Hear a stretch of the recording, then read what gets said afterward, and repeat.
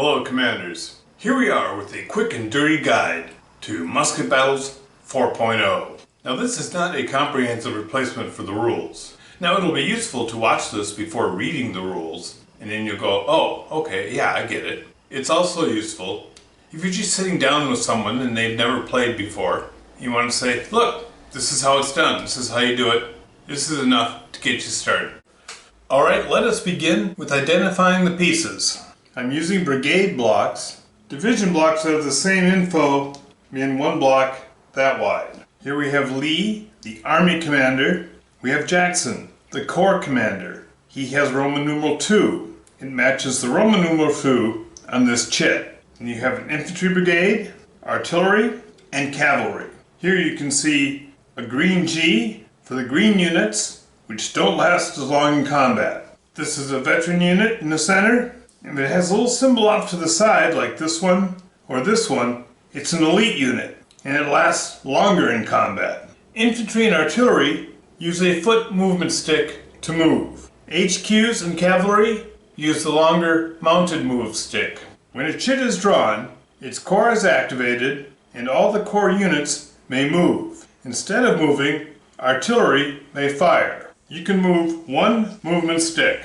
If you enter any terrain, like here we have the West Woods, you only move 2/3.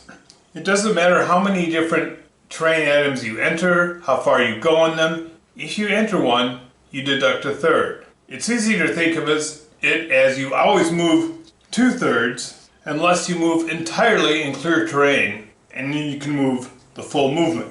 Now facing is very important. A unit can keep the same facing and move in echelon, which means diagonally, up to 45 degrees while moving the length as far as it can move. You can change frontages and move in a different direction. To change frontage once is free.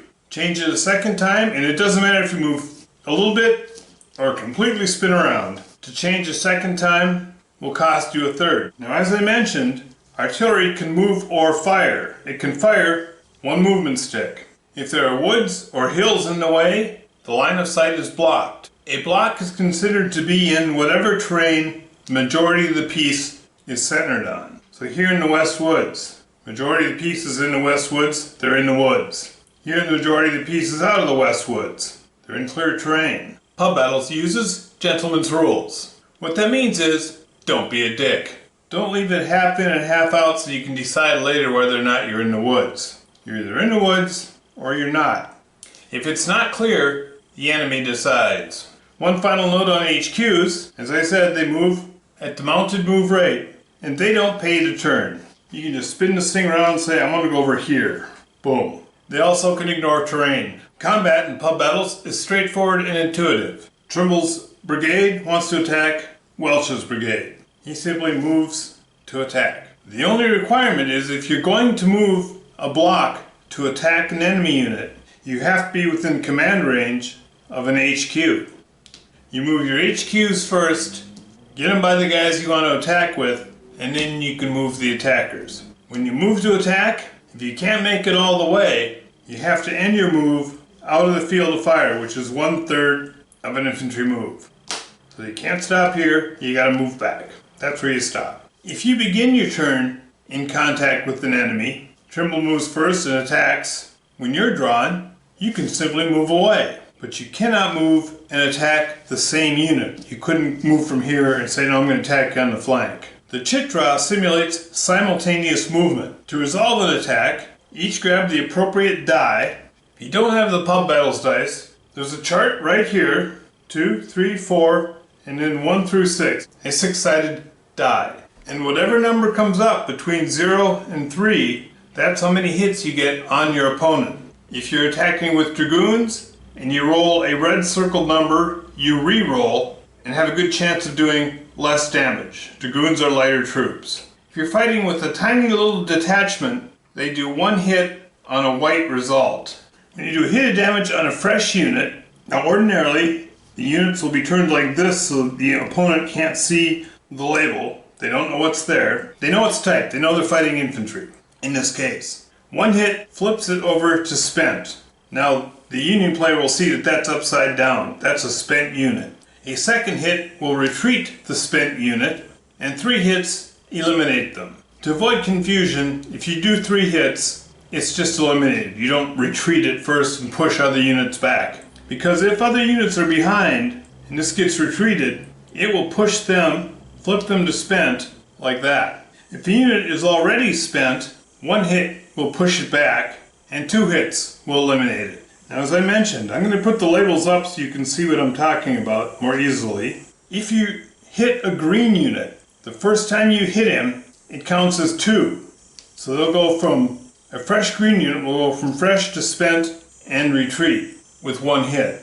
If they are already spent, say one turn you hit them, you flip them, they're spent, you hit them again, that does 2 hits. 2 hits on a spent unit eliminates them. Green units are very brittle in combat. At the other end of the spectrum, we have elite units. Elite units ignore the first hit. So say they each did 1 hit. The regular Confederate unit would flip to spent. The elite Union unit would be unaffected. You keep fighting rounds until there's no one touching each other. Theoretically, this can last many rounds. Realistically, most combats end after 1 round of combat. Somebody retreats. If artillery fires, only the artillery rolls. Now they fire in the movement phase, is when bombardment occurs. They bombard, which is like a normal roll, except they can't eliminate a unit. The worst that can happen is the unit has to retreat.